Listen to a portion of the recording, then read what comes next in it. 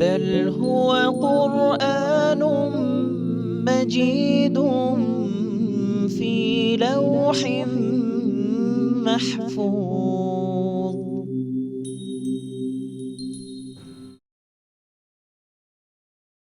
بسم الله الرحمن الرحيم.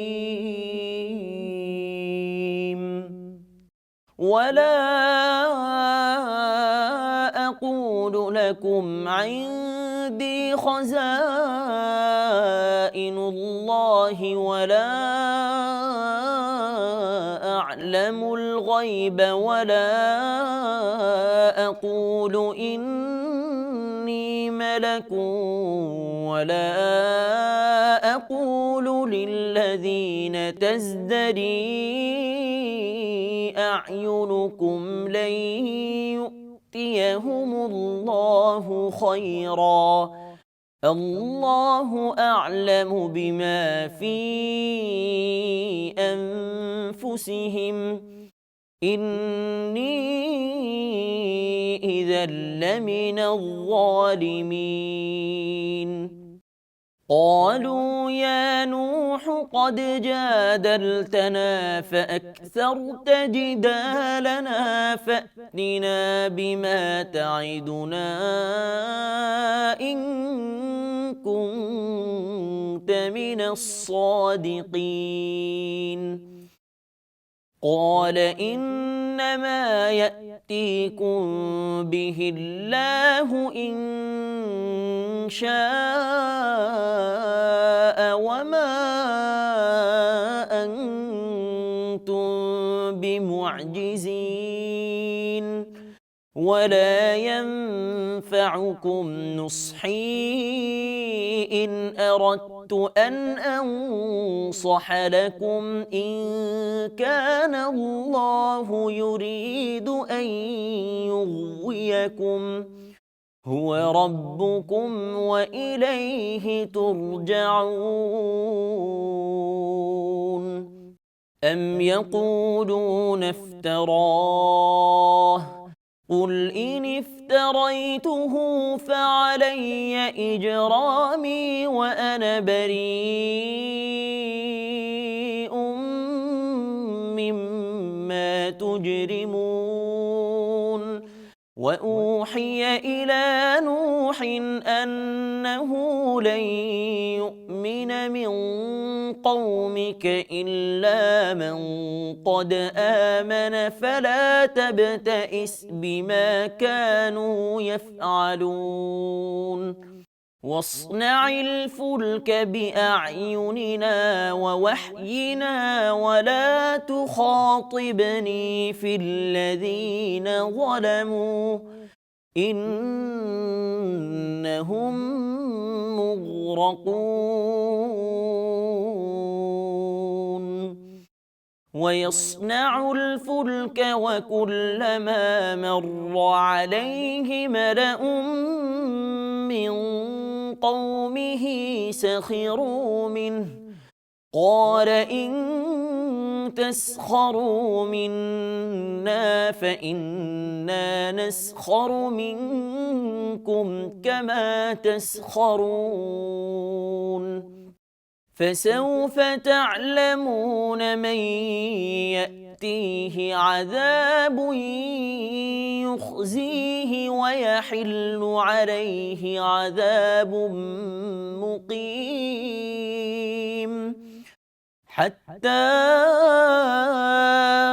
إذا جاء أمرنا وفارت النور قل نحمل فيها من كل زوجين اثنين وأهلك إلا من سبق عليه القول وما آمن معه إلا قليل. وقال اركبوا فيها بسم الله مجريها ومرساها إن ربي لغفور رحيم. وهي تجري بهم في موج كالجبال ونادى نوح ابنه وكان في معزل يا بني اركب معنا ولا تكن مع الكافرين قال سآوي إلى جبل يعصمني من الماء قال لا عاصم اليوم من أمر الله إلا من رحم وحال بينهما الموج فكان من المغرقين وقيل يا أرض ابلعي ماءك ويا سماء أقلعي وغيض الماء وقضي الأمر واستوت على الجودي وقيل بعدا للقوم الظالمين ونادى نوح ربه فقال رب إن ابني من أهلي وإن وعدك الحق وأنت أحكم الحاكمين صدق الله العظيم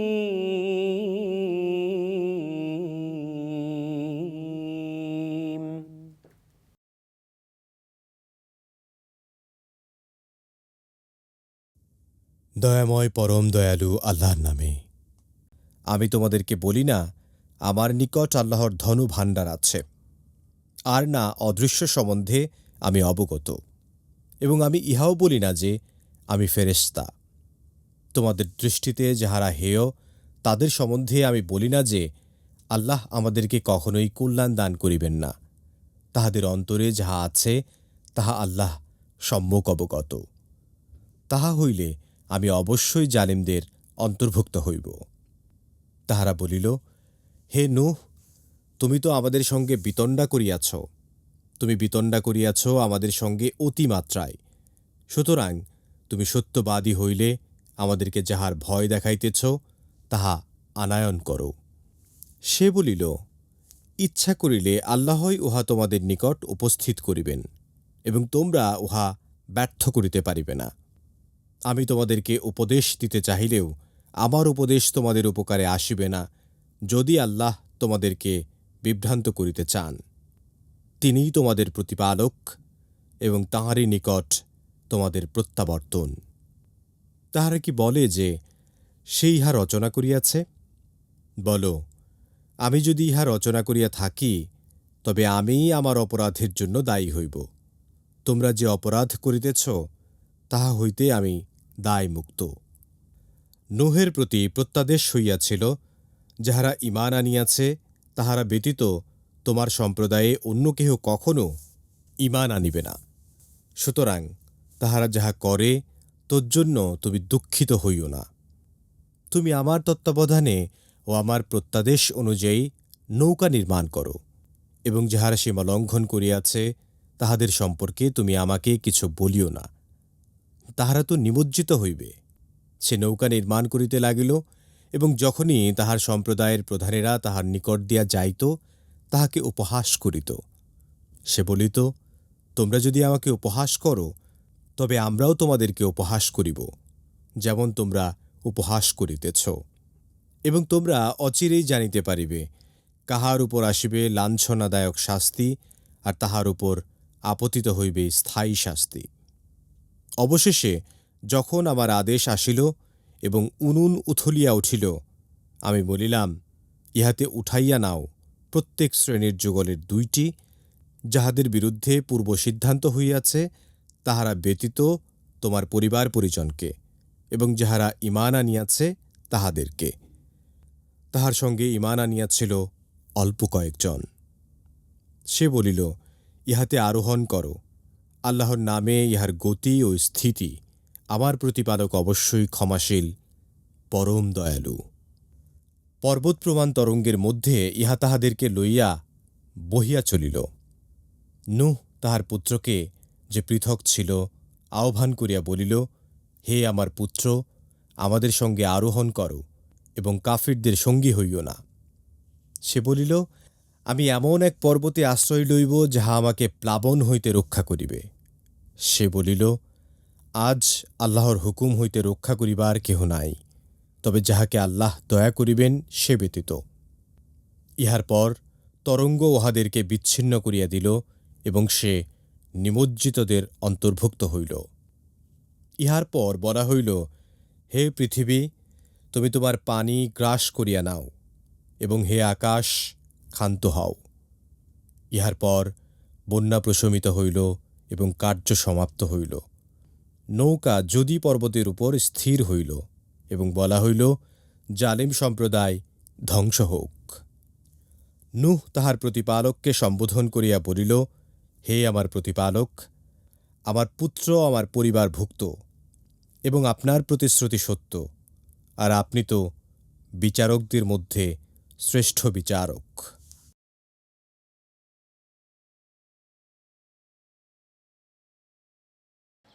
আলহামদুলিল্লাহ ওয়াহদা ওয়াসসালাতু ওয়াসসালামু আলা মান লা নাবিয়্যা বা'দা, আম্মা বা'দ। সুপ্রিয় দর্শক শ্রোতা, আসসালামু আলাইকুম ওয়া রাহমাতুল্লাহি ওয়া বারাকাতুহু। সময় সংবাদের নিয়মিত অনুষ্ঠান লৌহে মাহফুজ থেকে আপনাদের সকলকে জানাচ্ছি আন্তরিক শুভেচ্ছা ও মোবারকবাদ।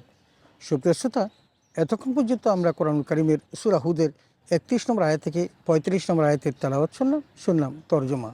আসুন আমরা এই আয়াতে কারিমাগুলোর সংক্ষিপ্ত তাফসীর শুনি। আল্লাহ তাআলা আমাদের সকলকে পবিত্র কোরআন বুঝার এবং তদনুযায়ী আমল করার তৌফিক দান করুন, আমিন। সুপ্রিয় শ্রোতা, 31 নম্বর আয়াতে আল্লাহ তাআলা বলেন, ওয়ালা আকুলু লাকুম ইনদি খাসাইনুল্লাহ ওয়ালা আলামুল গায়ব ওয়ালা আকুলু ইন্নী মালাক। আর আমি তোমাদেরকে এই কথা বলছি না যে আমার নিকট আল্লাহ সকল ভাণ্ডার রয়েছে এবং আমি অদৃশ্যের কথা জানি, অথবা আমি আল্লাহর ফেরেশতা, একথা আমি বলছি না। আর যারা তোমাদের চোখে হীন, আমি তাদের সম্বন্ধে এটাও বলতে পারি না যে আল্লাহ কখনো তাদের প্রতি নেয়ামত দান করবেন না। এটাও আমার পক্ষে বলা সম্ভব না, কারণ আল্লাহর কোনো গুপ্ত ভাণ্ডারও আমার কাছে নেই, গায়েবও আমি জানি না, এবং আমি ফেরেশতাও নই। তবে আল্লাহ রাব্বুল আলামিন আমাকে নবী হিসেবে, রাসূল হিসেবে পাঠিয়েছেন। আমি শুধু সে কথাগুলি তোমাদের কাছে বলছি। ইন্নী ইদাল লামিনাজ জালিমিন।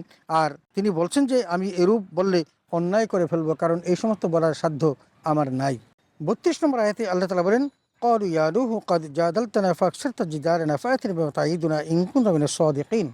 এখানে আল্লাহ রাব্বুল আলামিন এই কথার উত্তরে ওই তৎকালীন সময়ের কাফের মুশরিকরা যে কথাগুলো বলেছিল তা বলতে গিয়ে বলেন যে, তারা বলল, হে নূহ, আমি তোমাদের সাথে বিতর্ক করতে অনন্তর সেই নির্ভর অনেক বেশি রয়েছে। সুতরাং যে সঙ্গে তুমি আমাদেরকে ভয় দেখাচ্ছ তা আমাদের সামনে তুমি উপস্থাপন করো, যদি সত্যবাদী হয়ে থাকো। তার মানে নূহ, তুমি যতই কিছু বলো না কেন, আমরা কিন্তু তোমার প্রতি বিশ্বাস স্থাপন করবো না। তুমি আমাদেরকে ভয় দেখাচ্ছ যে আমরা বিশ্বাস না করলে আল্লাহ আমাদের প্রতি অনেক বড় আযাব নাজেল করবেন। তো এনে দেখাও না, যদি তোমার কথা সত্য হয়ে থাকে তাহলে সেই আযাবগুলো আমাদের সামনে উপস্থিত হোক।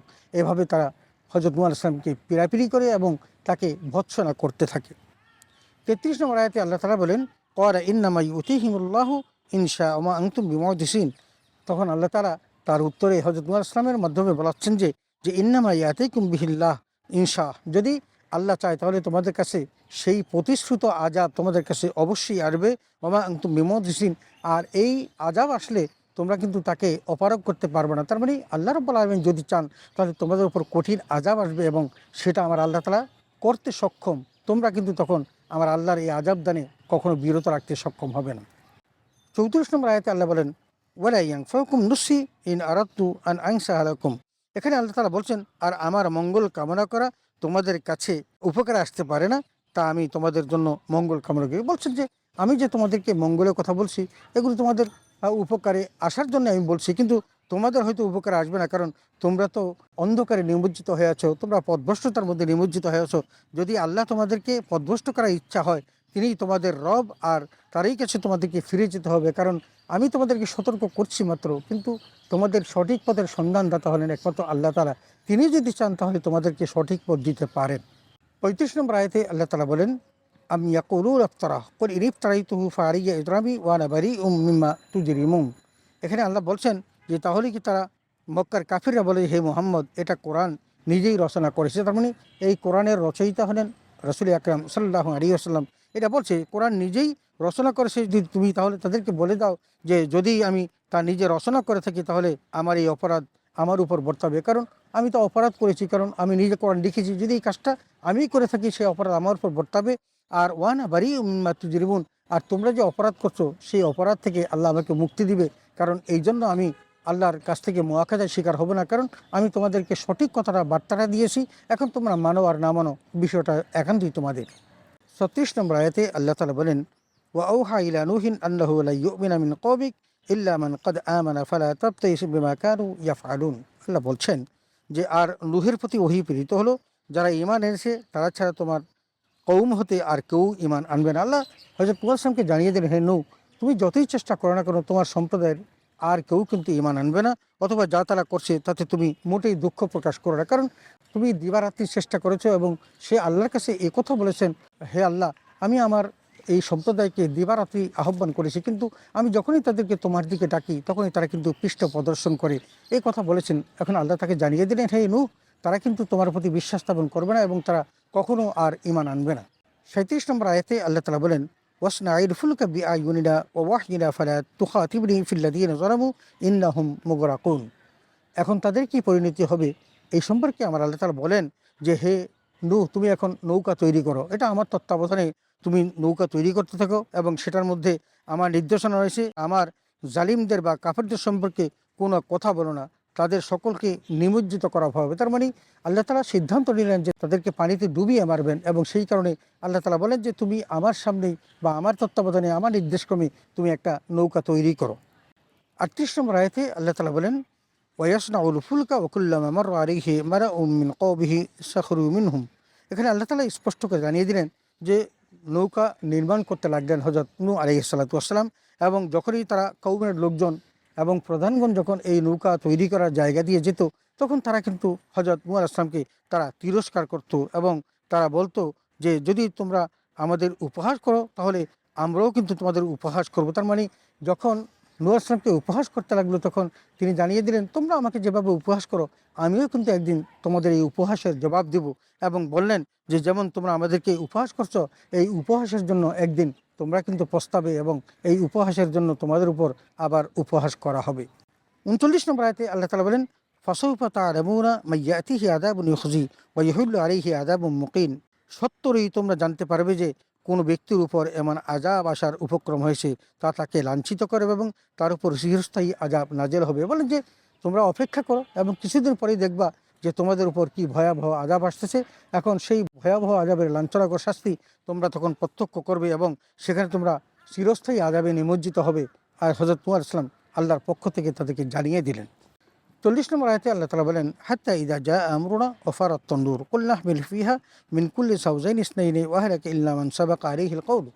আল্লাহ তাআলা বলছেন যখন তার নৌকা তৈরি করা সম্পন্ন হলো এবং তখন আল্লাহর ফরমান এসে পৌঁছলো এবং ওই মাটির নিচ থেকে পানি উদ্গত হতে শুরু করলো, তাদের ওই যে চুলাগুলো ছিল সেখান থেকে পানি উঠতে শুরু করলো, এবং এমন একটা সময় হলো যে আল্লাহ তাআলা তাদেরকে বললেন, হে নূহ, তুমি প্রত্যেকটা প্রাণীর একটা জোড়া করে এই নৌকার মধ্যে আরোহণ করাও এবং তোমার কথায় যারা পূর্ববর্তীতে বিশ্বাস করেছে সেই সমস্ত সত্যাশ্রী মানুষগুলোকে তুমি এই নৌকার মধ্যে আরোহণ করাও। ওয়া আমানা মাআহু ইল্লা কালিল। কিন্তু তখন অবস্থাটা এমন হয়েছিল যে অল্প কিছু মানুষ ছাড়া কিন্তু আর কেউ ঈমান আনেনি। সুতরাং হযরত নূহ আলাইহিস সালাতু ওয়াস সালাম তার সেই উম্মতের মধ্যে যারা ঈমান এনেছিল তাদেরকে সেই নৌকার মধ্যে আরোহণ করালেন। 41 নম্বর আয়াতে আল্লাহ তাআলা বলেন, ওয়াকালা আরকাবু ফিহা বিসমিল্লাহি মাজরিহা ওয়া মুরসাহা ইন্না রাব্বি লাগাফুরুর রাহিম।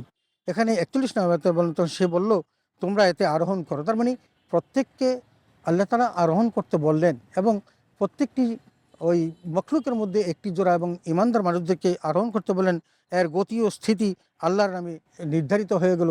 এটা ভাসতে শুরু করলো, পানিও বাড়তে লাগলো, সেটাও বাড়তে শুরু করলো, এবং ইন্না রব্বি লাগাফুরুর রাহিম, আর আল্লাহ ক্ষমাশীল এবং দয়ালু। তোমরা আল্লাহর উপর ভরসা করে নৌকাতে আরোহণ করো এবং নৌকা কোথায় গিয়ে পৌঁছবে সেটা একমাত্র আল্লাহই ভালো জানেন। এই জন্য হযরত নূহ আলাইহিস সালাম তার এই সত্যাশ্রী মানুষগুলো এবং মখলুকাতদেরকে এক এক জোড়া করে সেই নৌকাতে আরোহণ করালেন। 42 নম্বর আয়াতে আল্লাহ তাআলা বলেন, ওয়াহিয়া তাজরি বিহিম ফি মাউজিন কাল জিবাল। আল্লাহ তাআলা বলছেন যে যখন পানি উঠতে শুরু করলো, তখন এই পানি উঠতে উঠতে একেবারে পাহাড়গুলো পর্যন্ত সে উঠে গেল। এমত অবস্থায় হযরত নূহ আলাইহিস সালাম তার ছেলেকে ডাকলেন। তার ছেলে কোনোভাবেই শুনছিল না, এবং যখন সে তাকে ডাকলো তখন তার ছেলে কিন্তু এটাকে অস্বীকার করলো এবং বলতে চাইলো, তোমার সাহায্যের প্রয়োজন নেই, কারণ আমি একেবারেই ওই পাহাড়ের চূড়ায় গিয়ে উঠবো। এ কথা বললো ঠিকই, কিন্তু আল্লাহ রাব্বুল আলামিনের ফয়সালা ছিল অন্যরকম, যে আল্লাহ সকলকে ডুবিয়ে মারবেন। অতএব আল্লাহ তাআলা ওই পাহাড় থেকে আরও 20 গজ উঁচু করে পর্যন্ত সমস্ত পৃথিবীটাকে আল্লাহ একেবারে ডুবিয়ে দিলেন। ওয়ালা তাকুম মাল কাফিরিন, আল্লাহ বললেন যে তোমার এই সন্তান যেহেতু কাফের, সুতরাং ওই কাফেরদের সাথে তুমি থেকো না। এই কথা বলেই কিন্তু তিনি হযরত নূহ আলাইহিস সালামকে সাবধান করে দিলেন। 43 নম্বর আয়াতে আল্লাহ বলেন, ক্বালা সাআউই ইলা জাবালিন ইয়াসিমুনি মিনাল মাই ক্বালা লা আসিমাল ইয়াউম মিন আমরিল্লাহ ইল্লা মান রাহিম। এখানে আল্লাহ তাআলা বলছেন, সে বলল, আমি এখনই কোনো পাহাড়ে আশ্রয় গ্রহণ করব যা আমাকে পানি হতে রক্ষা করবে। সে বাবার কথা মানল না এবং সে বলল যে তুমি আমাকে ডাকার প্রয়োজন নেই, কারণ আমি একটা পাহাড়ে গিয়ে উঠবো এবং সে পাহাড়ের উপর উঠলে তোমার এই পানি আমাকে স্পর্শ করতে পারবে না। তার ছেলে তাকে কখনোই মানল না। তখন সে নূহ আলাইহিস সালাম বলল, আজ আল্লাহর শাস্তি হতে কেউ তোমাকে রক্ষা করতে পারবে না। কিন্তু যার উপর তিনি দয়া করেন, আল্লাহ দয়া ছাড়া কেউ কিন্তু সেদিন রক্ষা পায়নি। হযরত নূহ আলাইহিস সালামের ছেলে, সে কিন্তু ডুবে মরেছিল এবং তার সাথে ওই যারা বিশ্বাস স্থাপন করেনি তারা সকলেই কিন্তু ডুবে মরেছিল। এখন আল্লাহ বলল, হায়রা বাইনাহুমুল মাওজু লাকানা মিনাল মুগরাকিন, বলছেন যে তাদের মাঝে একটি তরঙ্গ অন্তরাল হয়ে দাঁড়ালো, এরপর সে নিমজ্জিত হয়ে গেল। তার মানে যখন তার ছেলেকে ডাকলেন এবং সে যখন তার ডাকে সাড়া দিল না, হঠাৎ করে একটি বড় ঢেউ এসে তার ছেলেকে সেখান থেকে নিয়ে গেল এবং সে ডুবে মারা গেল। 44 নম্বর আয়াতে আল্লাহ তাআলা বলেন, ওয়াকিলা ইয়া আরদু ব্লাঈ মাআকি ওয়া ইয়া সামাউ ইয়াকলিকি ওয়া গাইদাল মাউ ওয়া কুদিয়াল আমর। এখানে বলছেন যে আর আদেশ হলো, হে জমিন স্বীয় পানি শুষে নাও এবং হে আসমান থেমে যাও। তখন পানি কমে গেল আর ঘটনা পরিসমাপ্তি ঘটলো। আল্লাহ রাব্বুল আলামিন যখন সমস্ত পাহাড়গুলো পর্যন্ত ডুবে গেলেন আর সকল মানুষ যখন মারা গেল, তখন আল্লাহ রাব্বুল আলামিন পানিকে নির্দেশ দিলেন, জমিনকে বললেন তুমি পানি শোষণ করতে থাকো, আর আকাশকে নির্দেশ দিলেন যে তোমার বৃষ্টিকে তুমি থামিয়ে দাও। এমনটি যখন ঘটলো, তখন আস্তে আস্তে পানি কমতে লাগলো এবং যদি পাহাড়ের পাদদেশে এসে হযরত নূহ আলাইহিস সালামের কিস্তি থামলো। ওয়াকিলা বুদাল লিল কওমি যালিমিন, আর বলা হলো অমান্যকারীরা আল্লাহর রহমত হতে দূরে। তার মানে যারা আল্লাহর রহমত প্রাপ্ত হন নাই এবং আল্লাহর নির্দেশনা মানে নাই, আল্লাহ রাব্বুল আলামিন সকলকে ডুবিয়ে দিলেন, মেরে ফেললেন এবং হযরত নূহ আলাইহিস সালাম এবং তার সাথে যারা সত্যবাদী মানুষ ছিল তারাই শুধু ওই মহাপ্লাবনের মধ্যে মুক্তি পেয়েছিল। 45 নম্বর আয়াতে আল্লাহ তাআলা বলেন, ওয়ানাদা নূহু রাব্বাহু ফাকালা রাব্বি ইন্না ইবনি মিন আহলি ওয়া ইন্না ওয়া'দাকাল হাক্কু ওয়া আনতা আহকামুল হাকিমিন। তখন নূহ আলাইহিস সালাম তার রবকে বললেন, হে আমার রব, এই পুত্রটি আমার পরিবারবর্গের অন্তর্ভুক্ত, আর আপনার ওয়াদাও তো সম্পূর্ণ সত্য, সুতরাং আপনি সমস্ত বিচারকের শ্রেষ্ঠ বিচারক। তার মানে হযরত নূহ আলাইহিস সালাম তার ছেলেকেও বাঁচাতে পারলেন না, কারণ ছেলে যখন বাবার কথা শুনে নাই, যখন সে ধর্মান্তরিত হয়েছে এবং ধর্ম গ্রহণ করে নাই, তখন আল্লাহর রহমত তার উপর তো বর্ষিত হন নাই। সুতরাং অন্যদের প্রতি যেমন আল্লাহ তাআলার রহমত আসে নাই, তারা ডুবে মরেছিল, হযরত নূহ আলাইহিস সালামের সেই সন্তানটিও ডুবে মারা গিয়েছিল।